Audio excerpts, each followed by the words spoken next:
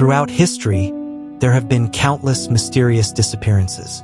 Some are explained with time, while others remain baffling enigmas that defy logic.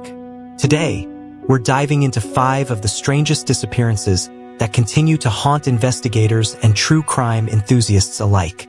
Number 5. The disappearance of Zeb Quinn. Zeb Wayne Quinn was just 18 years old when he disappeared on January 2, 2000. A bright young man from Asheville, North Carolina, he worked at a local Walmart and had dreams of joining the military. But those dreams would never come true. It all started on the evening of January 2nd. Zeb had finished his shift at Walmart and made plans with his friend, Robert Jason Owens, to check out a car Zeb was interested in buying. The two drove in separate vehicles, with Owens following behind. However, something strange happened. While driving, Zeb suddenly flashed his headlights, signaling Owens to pull over. According to Owens, Zeb was visibly distressed.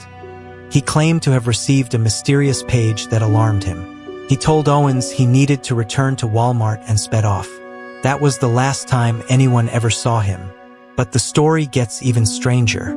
The following day, a call was made to Walmart from Zeb's phone. The person on the line claimed to be Zeb, saying he wouldn't be coming to work.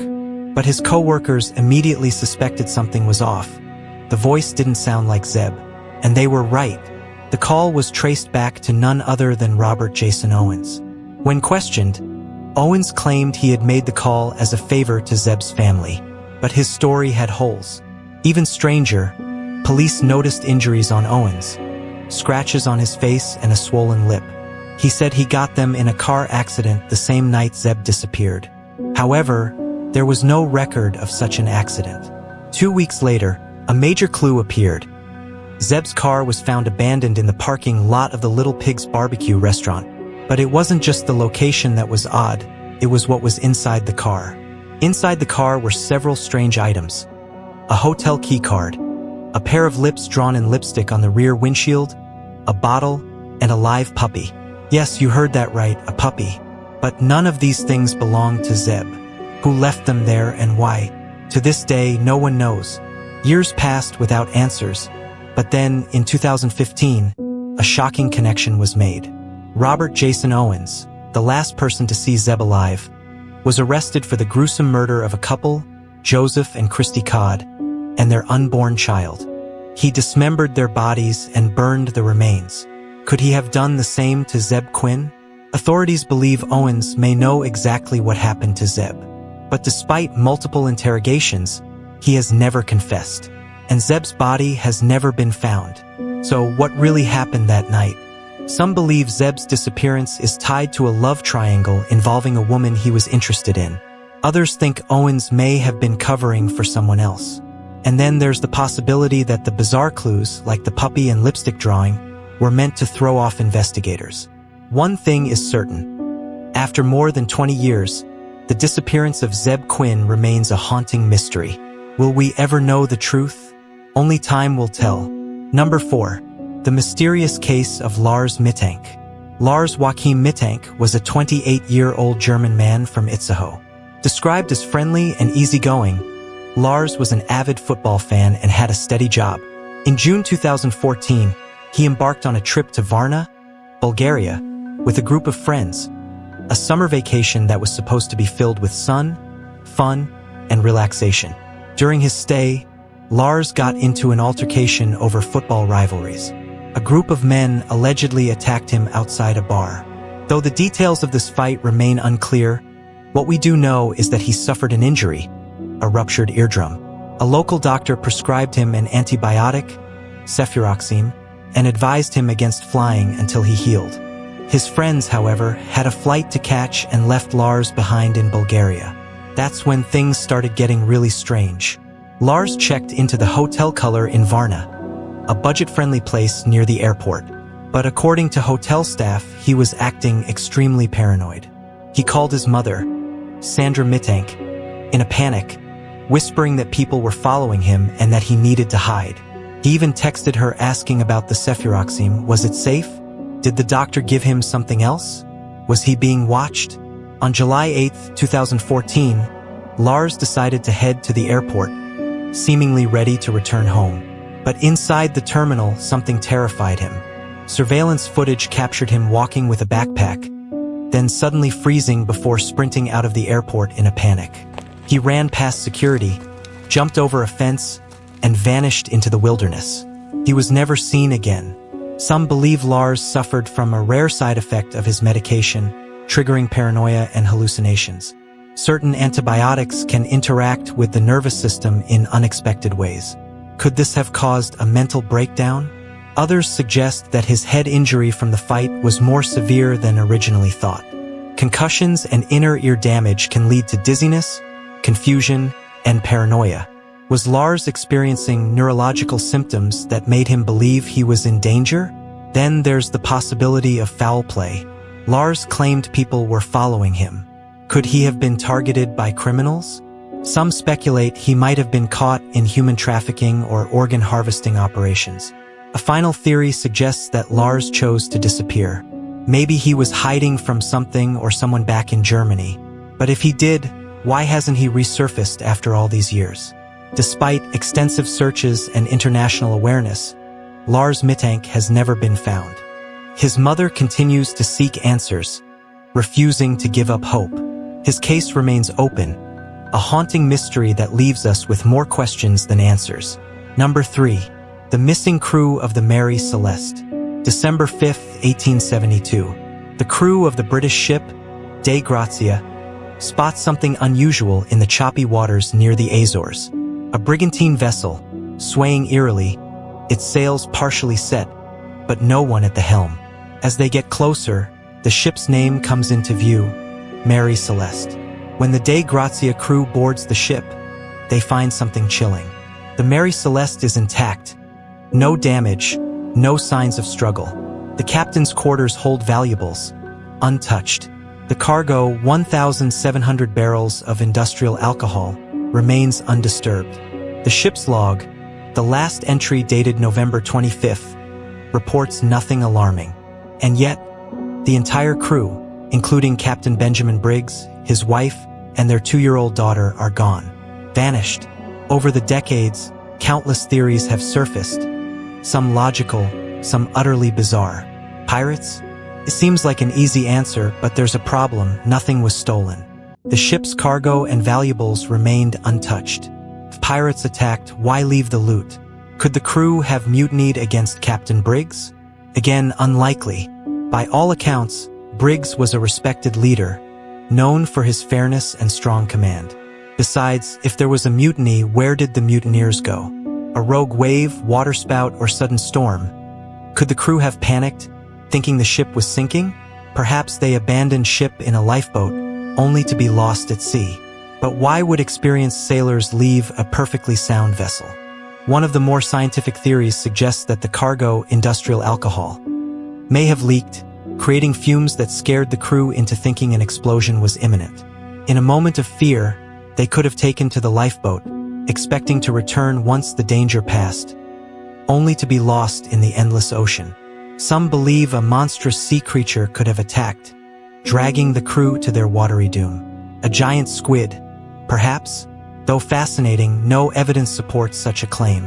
And for those who like their mysteries extraterrestrial, there's even speculation that aliens abducted the crew, leaving the Mary Celeste to drift alone. But, as exciting as that sounds, there's no proof, only speculation. The Mary Celeste was eventually salvaged and continued sailing for years, though its reputation as a cursed ship never faded. Its final voyage in 1885 ended with it deliberately run aground in an insurance fraud scheme. But the mystery of its missing crew lives on. Number 2. The bewildering disappearance of Brandon Swanson. On the night of May 14, 2008, 19-year-old Brandon Swanson was celebrating the end of his first year at Minnesota West Community and Technical College. He attended a small gathering in Canby, Minnesota, before heading home to Marshall. It was a routine drive through rural roads, nothing out of the ordinary. But somewhere along the way, things went terribly wrong. At around 1:54 a.m., Brandon called his parents, Brian and Annette Swanson, saying he had driven his Chevrolet Lumina off the road near the town of Lind and needed a ride. His parents left immediately, keeping him on the phone to pinpoint his location. But when they reached the spot he described, he was nowhere to be found. Confused, Brian and Annette drove around, flashing their headlights, hoping Brandon would see them. But he insisted he didn't see their lights. That's when he decided to walk toward Lind, believing it was close by.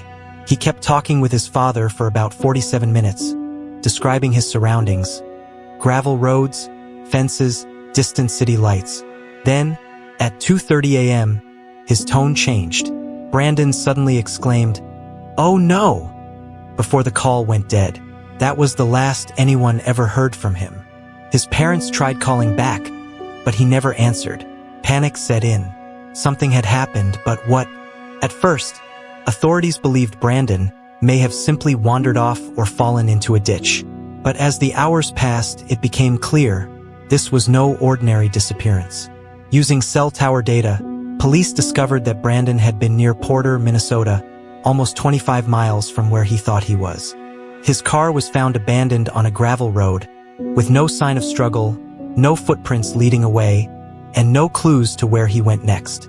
Tracking dogs followed his scent for a few miles before losing it near the Yellow Medicine River. Had he fallen in? So why was his body never found? The case left investigators and armchair detectives baffled. Several theories emerged. Many believe Brandon fell into the river and drowned, his body carried away by the current. But extensive searches turned up nothing. Could he have climbed out and wandered elsewhere? With temperatures dropping that night, some suggest Brandon succumbed to the elements. But this doesn't explain the sudden panic in his voice before the call cut out. Was someone lurking in the darkness? Did Brandon encounter an unknown threat? His abrupt, "Oh no," suggests something or someone startled him. But who? While unlikely, some speculate that a sudden encounter with a wild animal could have led to his disappearance. But again, no evidence supports this. To this day, no trace of Brandon Swanson has been found. No body, no personal belongings, nothing. His parents continue searching, refusing to give up hope. In response to their son's case, Brian and Annette Swanson pushed for Brandon's Law, which requires authorities to act immediately when an adult goes missing under suspicious circumstances. But for them, the greatest justice would be finding answers. Number 1. The vanishing of the crew of the MV Joyita. The MV Joyita was a merchant vessel with a history of resilience. Built in 1931, she had survived World War II and changed hands multiple times before being used for cargo and passenger transport. But her final journey in 1955 would be her most infamous. On October 3, 1955, the Joyita set sail from Apia, Samoa, bound for the Tokelau Islands, a journey that should have taken no more than 2 days. On board were 25 people, crew members, passengers, and the ship's captain, Dusty Miller. But Joyita never arrived at its destination. 5 weeks later, on November 10th, a passing merchant ship spotted the Joyita drifting aimlessly near Fiji, hundreds of miles off course. When rescuers boarded the vessel, they found an unsettling scene. The ship was partially submerged, yet still afloat. The crew, the passengers, and even the lifeboats gone. Inside, the Joyita was in chaos. The radio was tuned to an emergency distress frequency, but no help had ever come. The ship's logbook and navigation equipment were missing. Bloodstains were found on some bandages, hinting at possible injuries. And strangest of all, the engine had failed, but there was still plenty of food, water, and fuel on board. So why had everyone abandoned ship? Some believe that when the engine failed, the captain and crew assumed the ship would sink and fled in lifeboats. But the Joyita was unsinkable, thanks to its cork-lined hull. Could they have unknowingly doomed themselves by leaving? Others suspect that pirates or a violent mutiny took place. The missing logbook and navigational tools could suggest a struggle. But if foul play was involved, where were the bodies? A more chilling theory suggests the ship was intercepted by remnants of the Imperial Japanese forces hiding in the Pacific, possibly mistaking the vessel for a threat. Could they have taken the passengers and crew? The MV Joyita remains one of the most baffling ghost ship mysteries of all time.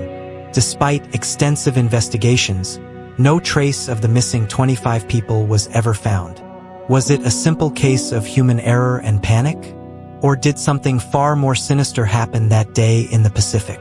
And there you have it, 5 of the strangest disappearances that remain unsolved to this day. Which of these mysteries do you think has a logical explanation? Or do you believe there's something more sinister at play? Let us know in the comments below, and don't forget to like, subscribe, and hit that notification bell for more mind-bending mysteries. Until next time, stay curious and stay safe.